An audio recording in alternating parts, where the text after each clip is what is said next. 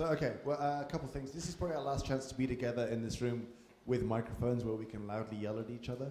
So, if there's anything you want to get off your chest before we finish, I think this would be a good time to do it. I love you, James. Blushing. One thing I like to...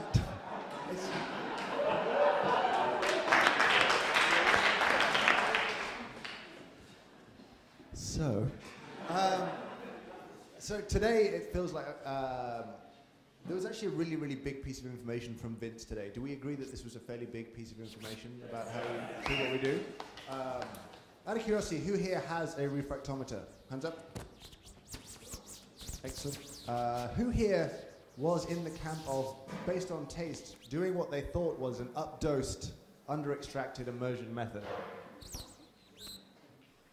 It's kind of interesting. I think a lot of us were kind of dissatisfied by what we were tasting, and we ended up going that way. Go on. Come on.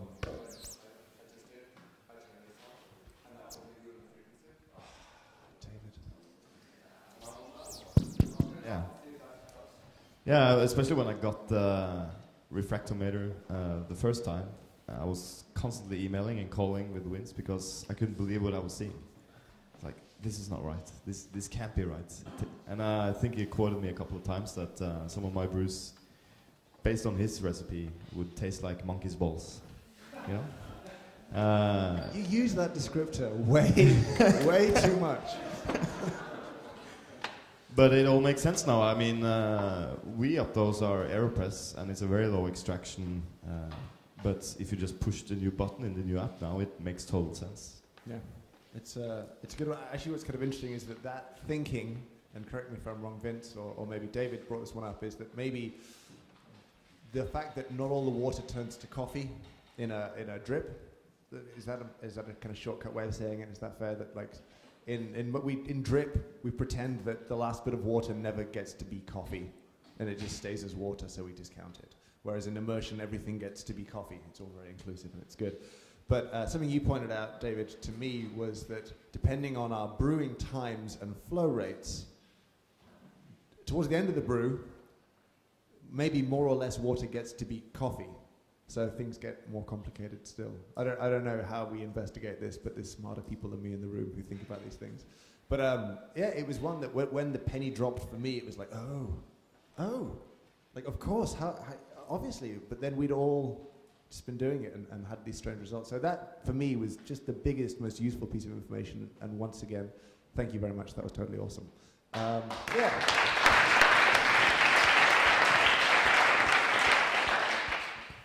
Maybe talk a little bit about media.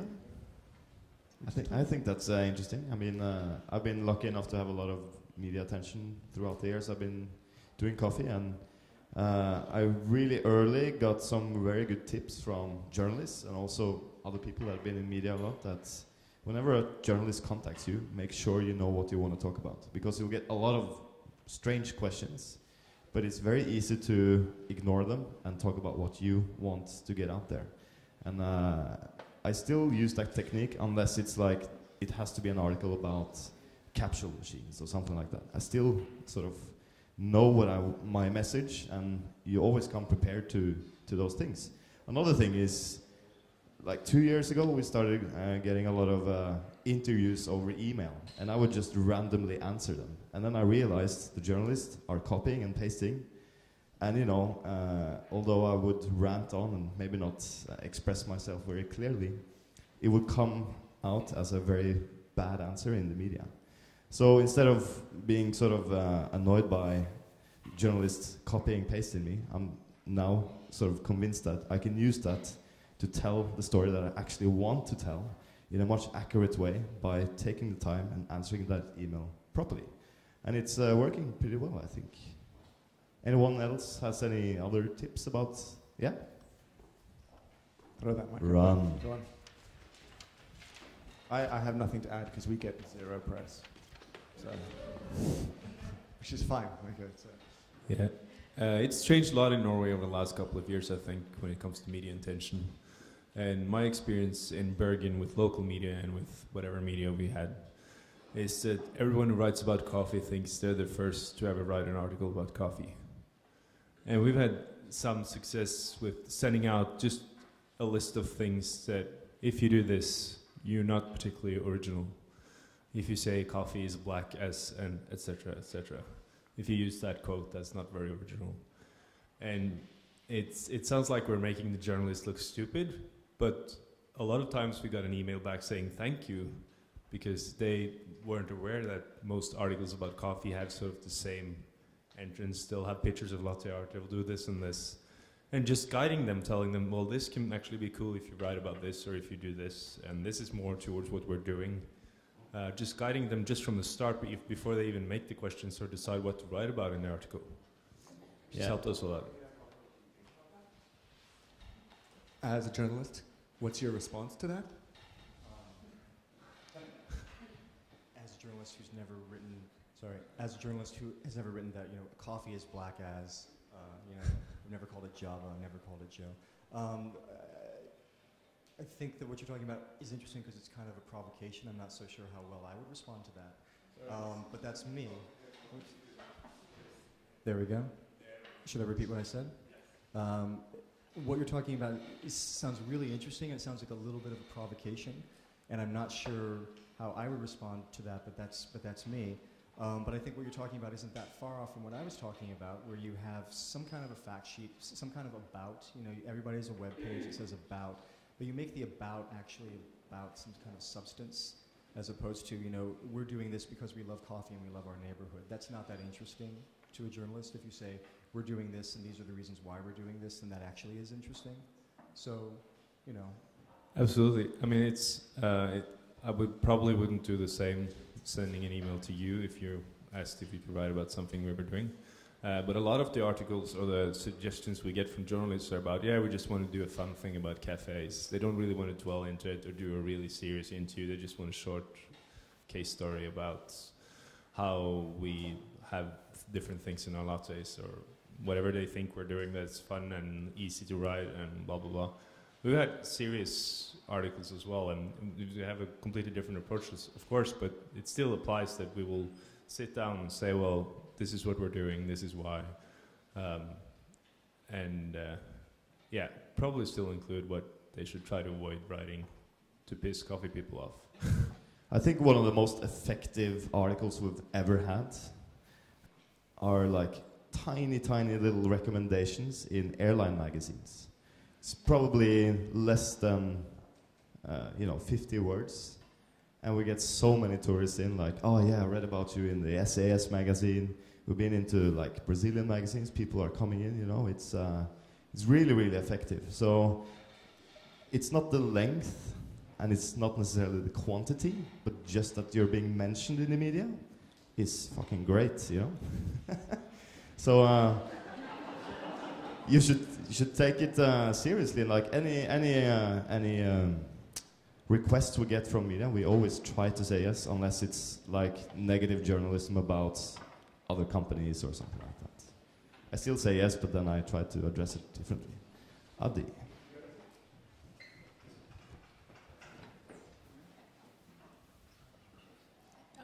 I would just like to say we've been in the business for 22 years, and we've been fortunate to be in the media quite a bit. And what I'm seeing is that we have new audience.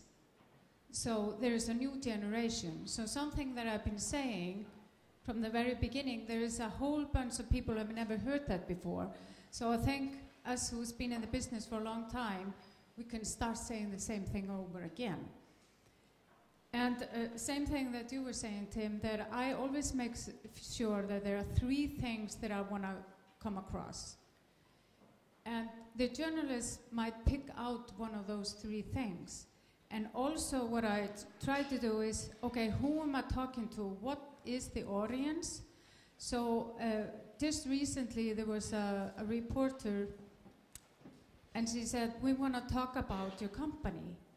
And then I gave her 5 topics and said, what do you think your audience would be interested in?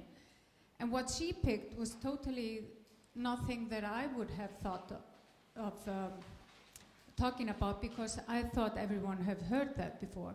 But and it actually was pretty nice. So, and also one thing that I try to do is always to be entertaining and fun. Because I think, I don't know if Oliver agrees with that, but talking to people who are boring is kind of boring. So try to make it interesting and fun. So, and also, you never know what they're going to pick up. There was an article about us in the New York Times about 3 years ago about my freighters being lost in sea because the banks in Iceland couldn't wire my money. And that became a big article in the New York Times. And just about a month ago, the reporter followed up on that and called me and sent a photographer to take pictures of us, and we were still alive. It was like, okay, are you still alive in Iceland? So you never know what is going to be interesting. Here you go. Thanks. We've been around in the media in Sweden the last 2 years, and one tip that I got from Eric, my colleague, is he's a journalist from the beginning, and it is possible not just to wait for the media to come to you. You can contact them as well. So like during Barista Cup and stuff like that, it was the qualifications, I don't know. We contact all the big newspapers and said that now it's time for the championship in Sweden, blah, blah, blah.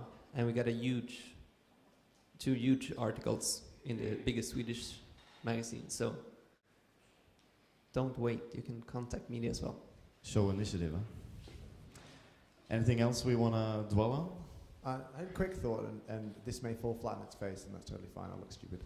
I kind of like the kind of sharing little tips and ideas that go on here, and I'm kind of curious if anyone has had any little moments of inspiration from private conversations that go on, perhaps in the evening, or, do you know what I mean? Like, we all talk, and these conversations carry on.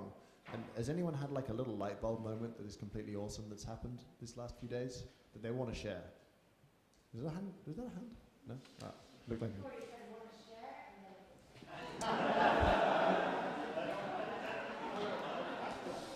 Yeah. Right behind you. Oh, you're come. Just, if anyone hasn't got to know what I do, my product is actually irrelevant to this event, and I'm very blessed to be here. And I stated earlier once about the fact that I know very little about coffee, and part of being here is being able to get to know some of the basics for me, and also get to spend time with some amazing people and the knowledge within the room. And you know, I actually won't name the person I was speaking to last night, but what's become very obvious to me is, you know, not just in Denmark, but all over the world, there's just some cutting edge individuals and breakthroughs being done, and the product's evolution. And, you know, we're talking about the New York Times, but, you know, for me, it's about this collective room and the individuals and their own personal journeys being able to break it down and communicate that to a wider audience. And, you know, there's an amazing amount of knowledge and amazing things that can happen in coffee. And, you know, all I see is just being able to communicate it and get the industry excited and be able to express what you guys are all passionate about. And I'm glad you talked about, you know... Sorry? Oh. Okay. So, like, in a way, we need to be almost like kind of better sausage machines, taking in lots and lots of stuff and making neat little packages, which are really tasty. It's just... I like sausage. What of it? But is that? I mean, that's a really good point. You know, again, it's come. I think you raised a great point of kind of communication and really being proud of what we know and what we do, but letting just our passion drive our conversation in a simple way. You know, like give them a glimpse of the passion, let them know that it can be interesting before we bulldoze them with why it's interesting. Is that fair? All right, cool. Anyone else want to have anything you want to throw in? I had a very interesting conversation on the boat yesterday with you. And we sort of already decided that we're going to meet and actually share experience in how to run businesses, look at our different numbers, discuss strategies. I think, I would say do the same thing. Like you've met people who do similar things to you. Like the internet makes it easy to meet up on a Wednesday evening on Skype, but ideally I think it would be cool if the little splinter groups happened. And I think we want to try and create one where we sit down and bring a copy of our financial statements for a year, and we're totally open and honest, and we just say, well, this is how I'm doing. And this is good, this is bad, this is what I'm struggling with, what are you struggling with? And I think we're in the same industry, but we're in a different industry to some of you, in a way, or a different section of the industry. But even it doesn't need to be a big, giant thing like this. It can be 5 people getting together in the same town who are baristas who have the same challenges. I think, getting people in the room is good, and we talked about social media enough being a bad thing, but a little active reaction against that. Let's hang out, have a drink, because if we've learned anything the last 3 days, that's kind of fun and awesome. Just skip the media word and just be social. Just be social. One more here. Okay. Quick comment, and then a question for Oliver. Don't sneak out. But a quick observation, the aha moment I had, and I think came from James, the gimmick versus fact, I think, is a really powerful idea. We get so much information thrown at us, and we think we know so much, and we're always communicating what we know to other people. I think that's a really powerful idea. That's an idea that I'm going to take back to my life and try to apply that. And then kind of thinking about what is real here, I was going to, just for Oliver, in terms of what do you think some of the headlines from these 3 days could be that this audience, our industry, could, projecting out there that would be headline worthy for... Are you talking about the head or the headline? Yes. I'm confused. Yeah, I'm not sure what... Let's see. The extract mojo is dead. Long live the extract mojo. I think that was actually really interesting. And one of the more interesting things about this part of coffee is that you explore something, you explore it as well as you can. You're very excited about that information. That information is shared, it's ingested, it's repeated, and then 2 months or a year later, you say, you know what, that was entirely wrong. And this is the truth, and this is what's interesting.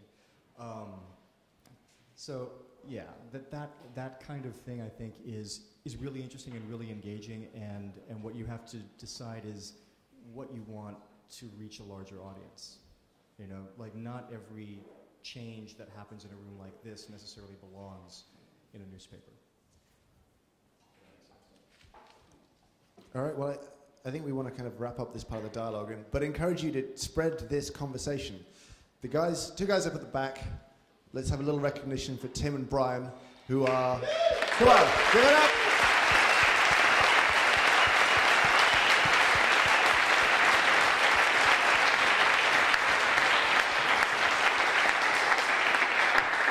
About half the videos of these presentations are up already. Share them, spread them. The ones that you find interesting, let's spread what we do here and what we share here. So thank you guys. Thank you guys. Thank you very much. All right, it's time. Thank you, everybody, again. A round of applause for the dialogue.